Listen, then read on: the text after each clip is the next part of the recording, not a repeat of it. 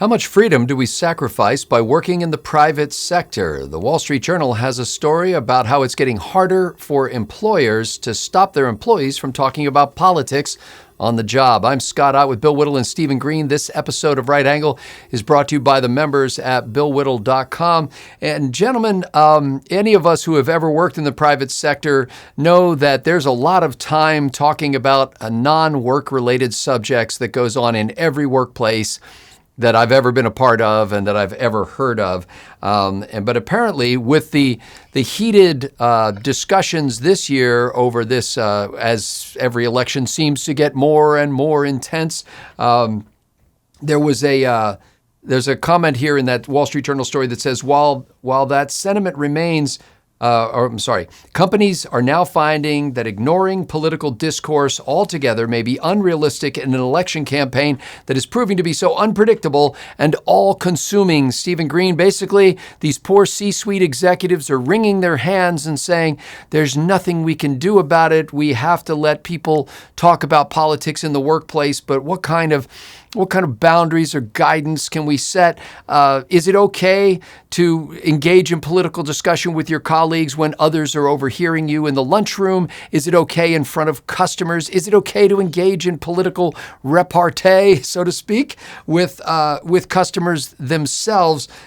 Steve, I know that you have been for a long time now a private business person, but do you have any view on, we've talked about before, like when NFL football players wanted to express their political viewpoints, and we basically came down on the side of saying, look, while you're at work, you represent the team. And, when you're home on your own time, you can do what you want. Does this same rule apply here, Steve, where while you're at work, it's not your job to try to settle the country's political disputes with your colleagues or with your customers? Let me tell you about, before I get to me, since you asked about me, let me tell you about both of my grandfathers. There was my paternal grandfather, my grandfather Green. He had a small steel service company in St. Louis. And as a result, he had to deal with Teamsters. And boy, did he hate the Teamsters. They made his life and his business so much more difficult. And he hated Democrats because in the city of St. Louis, there's a level of government called aldermen. All Democrats, and every couple of weeks, every 3 weeks, there'd be an alderman in his office with some new squeeze to put on the company, some new regulation, some new way, again, to make his life and running his business more difficult. And I asked him about this one day over lunch. I said, well, if it weren't for all of this just, dealing with local politicians and trying to stay within the regulations and everything else, what would you be doing? And I asked him how much time did this take at it every day, and he didn't have a glib answer for me. He actually sat down. He was sitting there and he thought about it for a moment. You could see the wheels spinning, and he said, "It's about 30% of my time at work." Oh, wow. If you didn't have to deal with all that, what would you be doing? And he said, well, either the business would be 30% bigger or I would have 30% more free time. And again, this was all due to Democrats. There were no Republicans involved in this whatsoever. And he was a Republican. And guess what he never talked about at work? Politics. Ever. Not once. We would have some great knockdown, drag-out talks over dinner or in the car. He got to work. That was it. No more politics. My maternal grandfather, my grandfather Macon, he served a term, or maybe it was a partial term, as a Missouri state senator. Again, a Republican. Later in the late 80s or late 70s and up through part of 1980, he was the Missouri State GOP chairman. His vanity plate on his Ford station wagon said GOP won. This is how seriously he took his job as state party chairman. And I was raised in a Reagan household. I think I told you about this. But when he got to work, there was no more politics. That was it. You enter that office, and it's not what it's about. You're a part of the team. And we look at these, we look at these, what we derisively call woke companies that are learning that wokeness is killing their business. Even Disney's starting to do a little bit of a turnaround now. It's bad for business to to take sides, especially when that side is against the morals and religion and beliefs of more than half your audience. It's not good for business to take sides, and it's not good for the functioning of a company for employees to be engaging in the sort of stuff during work hours in the office. And Scott, since you asked about me, I'll finally come around and answer your question. I think I got into writing and talking about politics so I could ignore all those rules and talk about politics all day long at work. Well, Bill Whittle, it's an interesting situation because you're allowed to talk about almost anything. I mean, there's a lot of time. I work in a retail environment, so there's a lot of time when nobody's there. And so, you can go around and straighten up and, try to make yourself busy, trying to do follow-up work or administrative work, but you wind up with a lot of time where you can interact with your colleagues.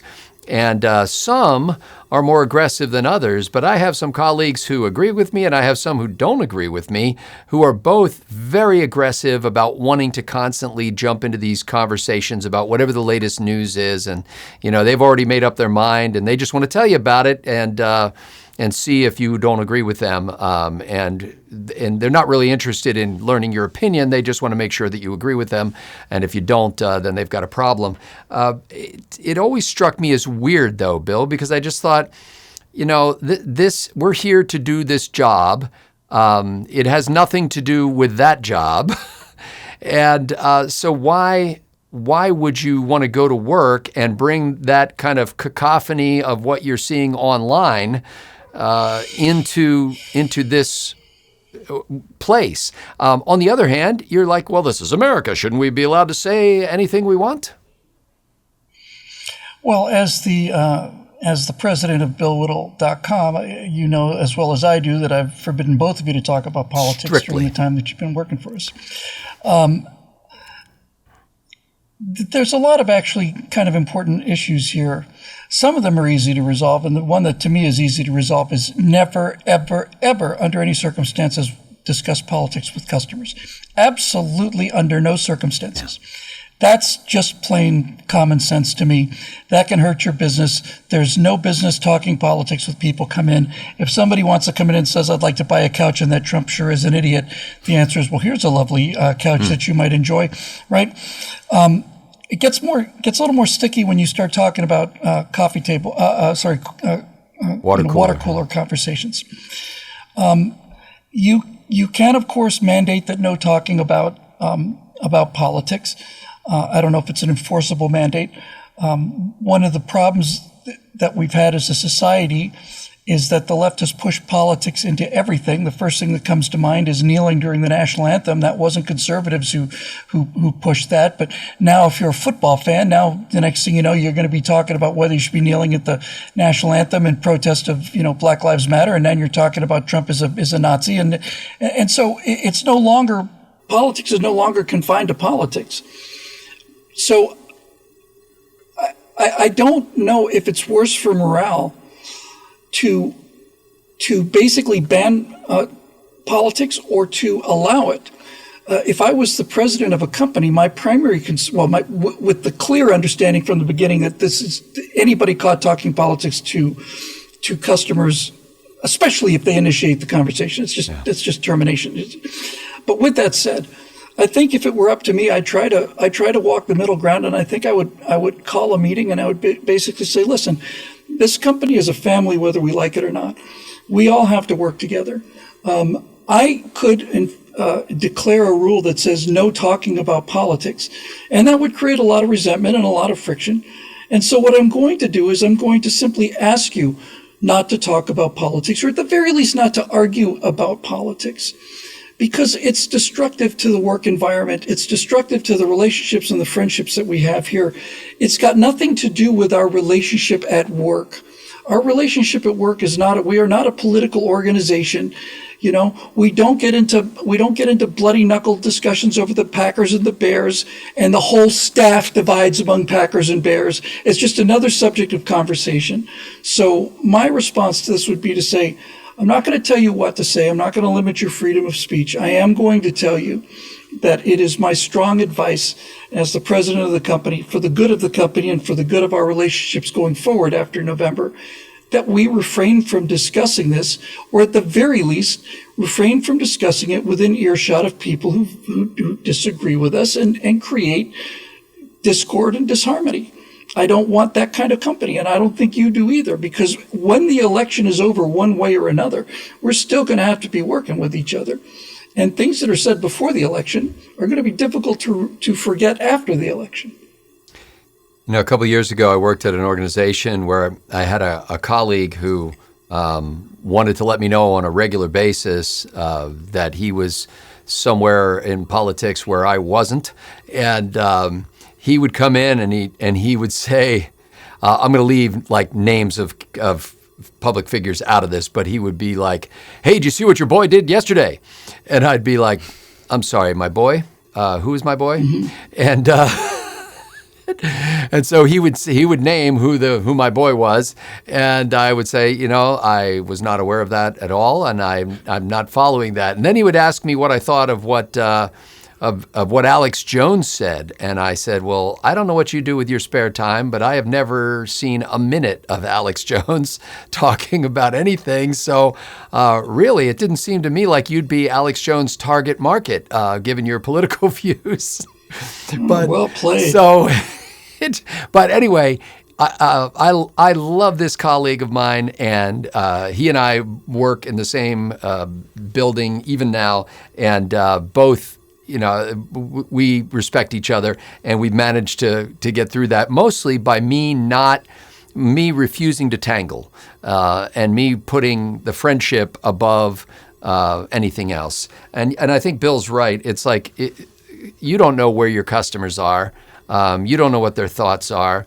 And by introducing a potentially contentious topic into a process that's supposed to be a way for you to find solutions for your clients, and you're intentionally trying to get into an area that has no solution, that just doesn't make any sense.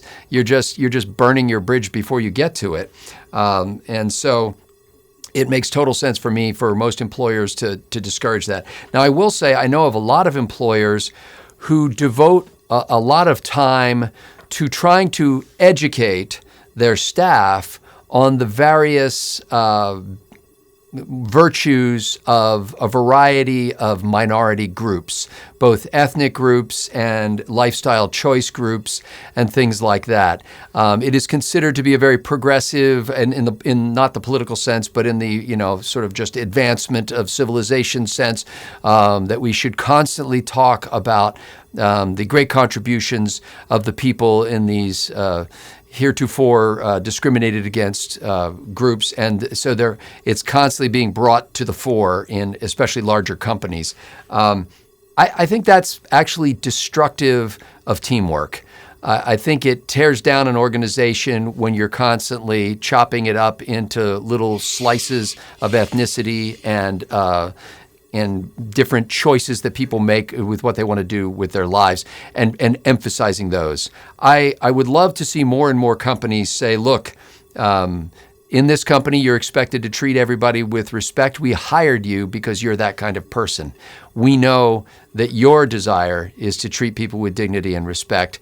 We don't care where you're from. We don't care who you're with. We don't care what your grandfather was. We are here to do a good job for the people we serve. Anything else is a distraction to that. And so we're not going to waste your time in meetings lecturing you about how you should be more sensitive to one thing or another.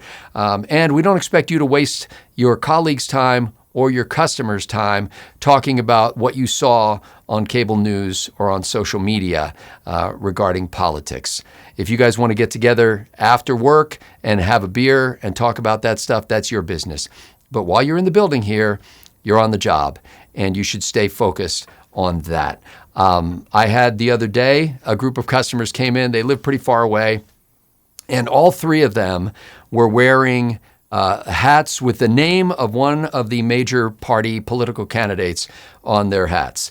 And We came in, they asked about some products. I took them to the place in the store where those products are available, and we had a really nice chat on the way. It's a really big store, so it took a while to get there. We had a lovely conversation. I dropped them off there, handed them off to a salesperson who could help them, and at no point, despite the fact that they were wearing banners on their heads, trumpeting who they loved, at no point did politics come up. It was a genial, pleasant conversation, and they handled it well, and I think I handled it well. And the more we do that, I think the more we build bridges that make for strong communities. And honestly, the less divisive elections get to be, because we're not treating it like it's some sort of a sport that we're all betting on and therefore we're all fretting about. If we stay focused on treating people well, the rest takes care of itself. For Bill Whittle and Stephen Green, I'm Scott Ott. Thanks to the members at BillWhittle.com for making Right Angle possible.